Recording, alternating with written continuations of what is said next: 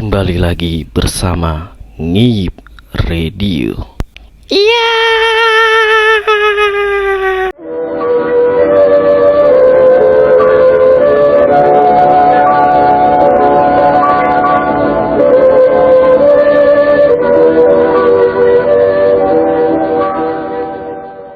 Sintren tengah malam. Angin malam berhembus pelan di pesisir utara Jawa. Lampu-lampu minyak menggantung di sekitar panggung. Bambu yang dibangun sederhana di tengah lapangan desa. Warga berdatangan satu persatu, duduk melingkar sambil membawa tikar dan kopi panas. Anak-anak kecil berlarian, sementara para orang tua berbisik pelan membicarakan satu hal yang sama. Malam itu, pertunjukan Sintren kembali digelar setelah bertahun-tahun vakum. Konon, terakhir kali dari tari Sintren dipentaskan di desa itu, seorang penari hilang tanpa jejak. Namanya masih diingat warga sampai sekarang, Sulastri. Dan sejak kejadian itu, tidak ada lagi yang berani menjadi penari Sintren. Sampai akhirnya seorang gadis bernama Ayu menerima tawaran itu. Ayu baru berusia 17 tahun. Ia dikenal pendiam, tetapi memiliki gerakan tari yang sangat lentur. Warga percaya hanya orang tertentu yang bisa menjadi penari Sintren. Bukan sekedar bisa menari, tapi juga harus dipilih. Malam itu Ayu duduk diam di belakang panggung. Wajahnya pucat, diterpa cahaya lampu minyak. Rambutnya disanggul rapi, tubuhnya dibalut pakaian merah menyala, lengkap dengan rangkaian melati yang menjuntai panjang hingga dada. Di sampingnya berdiri seseorang pawang tua bernama Ki Ranu. "Kalau nanti ada apa-apa, jangan buka mata sebelum saya suruh," bisik Ki Ranu. Ayu mengangguk gugup. Tabuhan gendang mulai terdengar, duk tak duk tak. Suasana desa mendadak berubah sunyi. Bahkan suara jangkrik seperti hilang. Semua mata tertuju pada kurungan ayam besar yang berada di tengah panggung.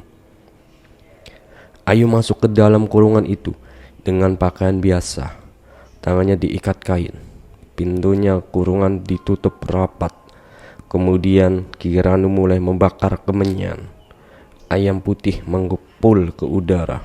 Bau harum bercampur anyir perlahan menyebar di sekitar penonton. Ki Ranu mulai melantunkan mantra dengan suara berat dan pelan. Tidak semua orang mengerti apa yang diucapkannya. Namun setiap mantra terdengar, bulu kuduk penonton meremang. Beberapa menit kemudian, kurungan mulai bergoyang sendiri. Awalnya pelan, lalu semakin keras. Anak-anak langsung mendekap ibunya. Para lelaki saling berpandangan. Beberapa orang mulai membaca doa dalam hati. Lalu tiba-tiba, brak! Kurungan terbuka sendiri. Ayu keluar dengan pakaian tari lengkap. Padahal tidak ada seorang pun yang masuk ke dalam. Tangannya sudah bebas, matanya tertutup kacamata hitam, dan wajahnya terlihat sangat berbeda, kosong. Tidak seperti orang sadar, musik gamelan semakin cepat. Ayu mulai menari. Gerakannya begitu lentur dan indah. Tetapi ada sesuatu yang membuat semua orang tidak nyaman. Kakinya bergerak terlalu ringan, seperti tidak benar-benar menyentuh tanah. Seseorang penonton tua tiba-tiba berbisik pelan, "Itu bukan gerakan manusia." Semakin lama tarian berlangsung, udara semakin dingin. Lampu minyak mulai berkedip-kedip. Dan anehnya, aroma melati berubah menjadi bau tanah basah, seperti kuburan yang baru digali. Di tengah tarian, Ayu tiba-tiba berhenti. Kepalanya menunduk. Musik gamelan ikut berhenti perlahan. Sunyi. Lalu Ayu tertawa kecil. Namun suara tawanya bukan suara perempuan muda. Suara itu berat, serak, dan terdengar seperti berasal dari dua orang sekaligus. Penonton mulai gelisah. Ki Ranu langsung berdiri. "Ayu, cukup," katanya tegas. Tetapi Ayu tidak menjawab. Tubuhnya bergerak patah-patah. Kepalanya perlahan menoleh ke arah penonton paling belakang. Seorang pria tua mendadak jatuh pingsan. Orang-orang panik. Saat itulah seorang ibu berteriak histeris, "Itu Sulastri!" Semua langsung menoleh ke arah Ayu. Wajah penari itu kini berubah sangat pucat. Senyumnya melebar tidak wajar, dan dari balik kacamata hitamnya keluar air hitam mengalir pelan seperti darah bercampur lumpur. Kiranu mulai membaca mantra keras-keras, namun Ayu justru menari semakin liar. Kedua tangannya bergerak seperti orang memanggil sesuatu. Angin mendadak bertiup sangat kencang. Lampu panggung padam. Gelap total.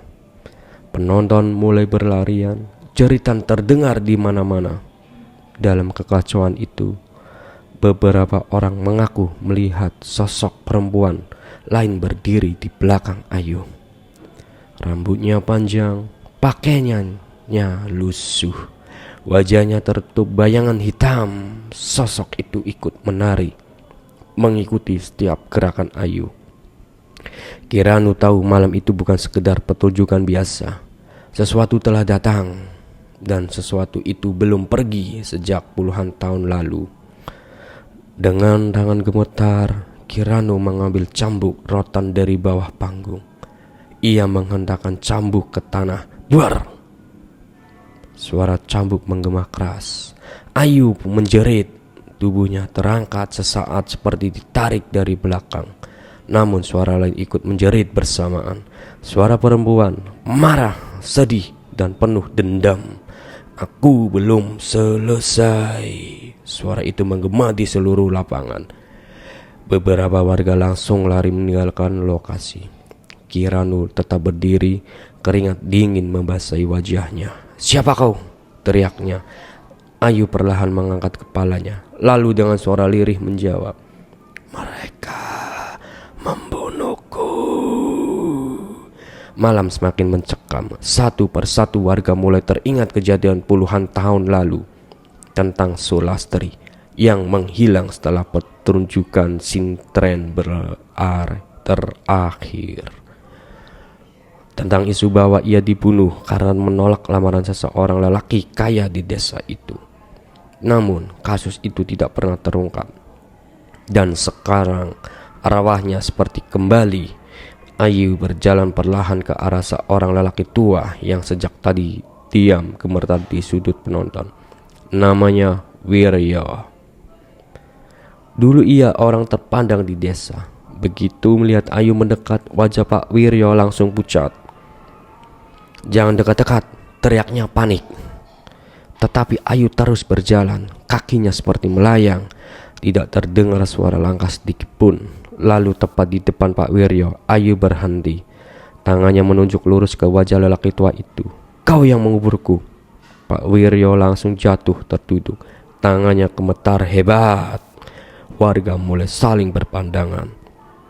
Dan akhirnya Pak Wiryo menangis. Ia mengaku malam puluhan tahun lalu Sulastri memang dibunuh. Tubuhnya dibuang di dekat rawa belakang hutan karena dianggap mempermalukan keluarga kaya di desa. Sejak malam itu, desa selalu dihantui kejadian aneh. Orang hilang, suara gamelan di tengah malam, dan aroma melati yang muncul tiba-tiba. Begitu pengakuan itu keluar, Ayu mendadak menjerit keras. Tubuhnya roboh ke tanah. Angin berhenti. Lampu minyak menyala kembali. Suasana mendadak hening. Kiranu langsung menghampiri Ayu. Gadis itu masih hidup. Namun saat sadar, ia tidak ingat apapun. Ia hanya bertanya pelan, "Pertunjukannya sudah selesai?" Warga saling diam. Tak ada yang berani jawab. Keesokan paginya, beberapa warga dan polisi mencari lokasi rawa yang disebut Pak Wiryo. Dan benar saja, mereka menemukan kerangka manusia terbungkus kain tari berwarna merah pudar. Sejak saat itu, pertunjukan sintren di desa tersebut tidak pernah diadakan lagi. Tetapi warga masih sering mendengar suara gamelan samar seperti malam Jumat Kliwon.